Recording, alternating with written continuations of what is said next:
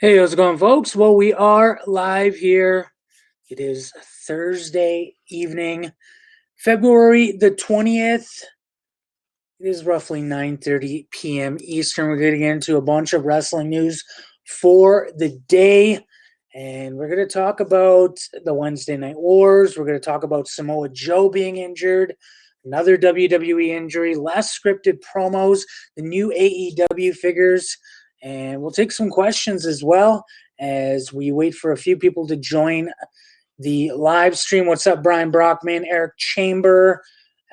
Before we start here, just to let everybody know, pwnews.co/HBN. You can get your Keepin' It Heel shirt or just a Heel by Nature t-shirt to go straight to our Pro Wrestling Tee store.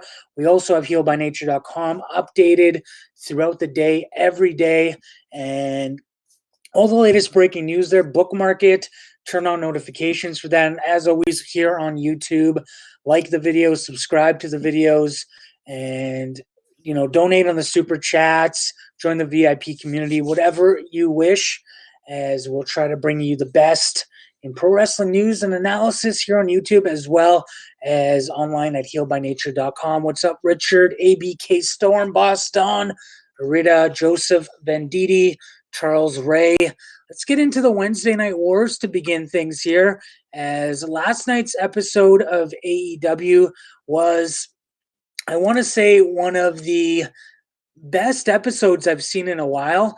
And I usually watch NXT on the big screen and I watch AEW on a smaller screen. Then I go back and watch AEW. Last night I watched AEW on the big screen, and I want to say, all in all, it was a great show. I ended up watching NXT afterwards. NXT was good too, but that match, the main event match, steel cage match, it was awesome. I really enjoyed it. As far as the Wednesday Night Wars goes, 8 weeks in a row now, AEW has beat NXT in the Wednesday Night Wars. Last night's edition, AEW Dynamite drew 893,000 viewers against NXT, which drew 794,000 viewers. This is the 8th straight week in a row. AEW drew at 0.31 in the 18 to 49 demographic. NXT drew a 0.25. Last time NXT was able to defeat AEW, not including, obviously, Christmas Day, where AEW wasn't available. That was the 18th of December. That was the last time NXT did defeat AEW. They had 795,000 versus 683,000. But this week, 8th straight week in a row, AEW did go over NXT. And the big question now is, what can NXT do in order to basically get those viewers? And we talked about this on the live stream the other night, as a lot of people like to watch AEW for the fact that it's not so much the surprises, but with NXT, it's starting to become a little bit more bland. I know we've had some of the Raw and SmackDown superstars show up, but all in all, it is starting to become a little boring and a little bit repetitive. As far as the in-ring competition goes, NXT is fantastic, but it seems like they just need a little bit more extra in order to start competing with AEW on Wednesday nights. Also, the look and feel of AEW show versus NXT. NXT show just doesn't look that great in comparison with AEW's production, so that's another thing. And right now, AEW is on top. How long?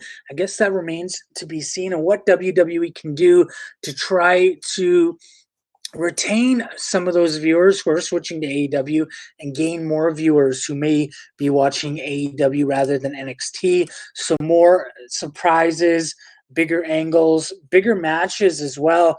Maybe even bringing some of those Raw and SmackDown superstars, more of them down. That might be able to help. Other news, bad news for Samoa Joe. We all know Samoa Joe has been very injury prone, and I guess last week He was filming a commercial for WWE, originally reported by Pro Wrestling Sheet. What happened was he went through a table. It was a bad table break, hit his head, and now what has been confirmed by Dave Meltzer of the Wrestling Observer, he does have a concussion. This is his second concussion in a month here, folks, and I'm not sure if he should have got cleared last time around. Joe, another concussion. Before that, he suffered a broken thumb, kept him out of action for a few months late last year, and now he did have a concussion in January. Once again has a concussion. He's indefinitely out. Basically, now that he's had two concussions within a matter of 1 month, WWE's Impact Testing, they're going to keep a very, very close eye on him. And you know what? It's very sad because somebody like Samoa Joe, he's one of those guys who is excellent on the mic. He's a great wrestler all around, but it's not working out for him as far as the wrestling thing goes. He's starting to get injured more. I think they need to start transitioning Joe into more of an on-screen personality. He was doing good when he was involved in the announcing, and then use him as a special attraction. Samoa Joe is technically a main event player. I would use him more of as a special attraction. Get him behind that announce booth. Set up a few matches here and there. Don't get him on the house show loop. Don't have him on Raw every week. I don't think it's good for Samoa Joe. That's why WWE don't do anything with him, making him WWE champ. He's heavily injury prone. You know what, Joseph? I totally agree with you. If somebody is getting injured all the time, it's kind of hard for a company to put them on top. And WWE, that was one of the issues they had with Braun Strowman is he was not getting injured all the time, but he was late and he had a bit of an attitude. And those things they see. What's going on, Jose Martinez? What's up, King Phony, Kamewin, Kimball? That's a long-ass name, man. What's going on? So back to Joe. Injured once again. We don't know when he will return. I hope, in a perfect world, they put him behind that announce desk, make him just like an attraction, doesn't wrestle all the time, and then go from there. Also, Tyler Bate injured as well. So he was recently injured. So 2 names on the injury list. SmackDown tomorrow night. We do have the return of the Bella Twins. So it's going to be interesting as they are expected to join the WWE Hall of Fame. So it'll be interesting to see if they do make that announcement tomorrow morning. And then they have their big appearance on SmackDown tomorrow night. AEW did announce their new line of action figures, and that is something that they debuted on AEW Dynamite. We can take a quick look at those. As you can see here on the screen, the AEW action figures, we have the Young Bucks, Cody with that sledgehammer, Chris Jericho, and Kenny Omega. And as you can see here, some of the pictures, they have an AEW ring, and they're also planning on bringing out an AEW, like a belt. So it's going to be, I'm sure, like a replica belt, but sold in stores. They also have plans on getting more stars like MJF, Darby Allin, Dr. Britt Baker, Hangman Page, and Jurassic Express. So starting in the summer, they're going to bring out some of the guys and gals. And then in the fall, more will be brought in, including the ring and the title belt. So that is the AEW action figures made by Wicked Cool Toys. Wicked Cool Toys has made belts for WWE as well. Really nice looking action figures. I think the likeness is there. It looks great. I'm curious on how they're going to sell, if they will make it to all the different retailers. So it is interesting here, as we can see those action figures. And let's get back into the chat here real quick. Hey, Heel, do you think about Matt Riddle joking about WWE wellness policy? Does it really make sense to put someone on television that's going to get heat on him? Well, thing is, Matt Riddle, we all know that he likes to partake in a little bit of a little bit of cannabis at times. He's very 420 friendly. As far as WWE's policy, when it does come to that, WWE simply fines you $2,500. So he wouldn't actually violate the wellness policy if he did get popped for smoking. So that's that. I have a feeling that, how they're kind of blurring the lines here a little bit more. I'm not going to say TV 14, but a little bit more mature. Shayna Baszler said shit and on Raw the other day. So they're obviously blurring the lines a little bit. Matt Riddle, it's kind of like one of those things where the adults may get his jokes, but some of the kids who watch may not. I'm hearing rumors Naomi versus Bailey at WrestleMania. You know what? See, that would be a great match. Another thing, though, is Naomi's facing Sasha Banks at some of the live events right after and right before WrestleMania. So they could also, depending on how Sasha's doing, bring that back in the mix.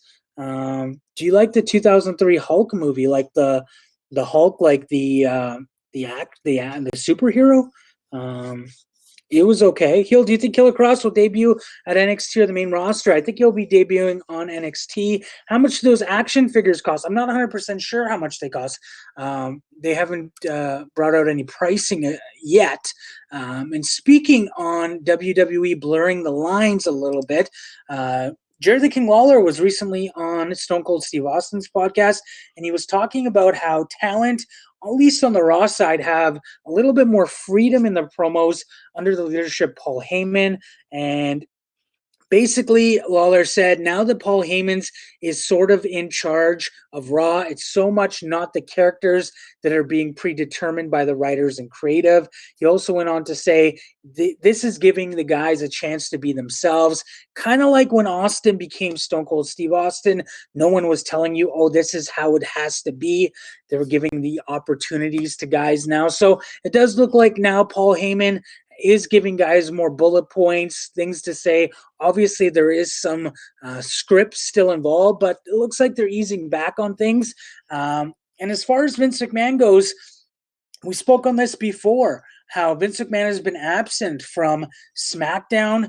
I believe Fightful Select did report stating from Thanksgiving to February 5th, he wasn't there, and he's at Raw about 50% of the time, using technology now like Skype in order to review the scripts, go over the show before they go live.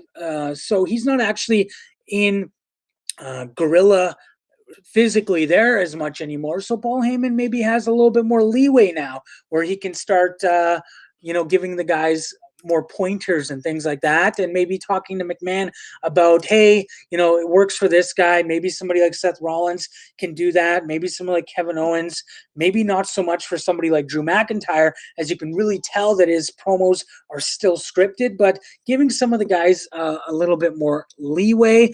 And as far as other things go, that is pretty much it for today's news. I'm going to get into a few questions before I get going here, and we'll be back Saturday night. We won't be back Friday night. Saturday night we'll be back. Why do they want to do AJ Styles versus The Undertaker instead of Sting? So I don't think it's so much of them wanting to do it instead of Sting. It has to do with Sting being available and Sting being able to wrestle. I know there was some discussions around Royal Rumble time for him to appear at the Super Showdown, and The Undertaker is apparently picking his own opponents, so I guess he wants AJ Styles. Why does Samoa Joe and Fandango get injured a lot? You know what? It's one of those things. Samoa Joe is prone to injuries. Do you watch any XFL games or highlights, Jose? I have watched some of the highlights. The opening game I watched, I don't want to say all of it, but I have been watching some of it. I'm not a huge football fan, but XFL is an easy watch. Do I have any updates on Jeff Hardy's injury? Hardy was supposed to be at the Performance Center this week getting a progress. Don't have any updates on that. John Cena needs to come back to WWE and have a match with Braun Strowman for the WWE Intercontinental Championship at WrestleMania 36. Well, Cena is returning not this Friday, Friday after. Looks like he's going to be facing Elias at WrestleMania, so I guess we'll see how that one does go. Ayat Ali, did you answer my question of how NXT can start beating AEW in the ratings and still maintain it? NXT needs to start bringing in, I believe the Raw and SmackDown guys coming in there helped a little bit. I think they need more elements of surprise, things like that. Things like, at the beginning of the show, something happens and you know that there's something big going to happen by the end of the show or during the show, where you need to basically be on the edge of your seat thinking, okay, what's going to happen? I need to continue to tune in. They need to do a little bit of more of that, I find, in order for that to happen. I wish Raw would stop with the tiring variations of Viking Raiders and Kevin Owens versus Rollins, Murphy, and AOP. Joseph, I completely agree with you. It seems like every week the main event has some sort of different combination of all those guys wrestling each other. So that is it for tonight. Went a little bit over the 10 minutes, but that is okay. I do want to thank everyone for joining me on the live stream tonight. As always, healbynature.com. All your latest news updated around the clock.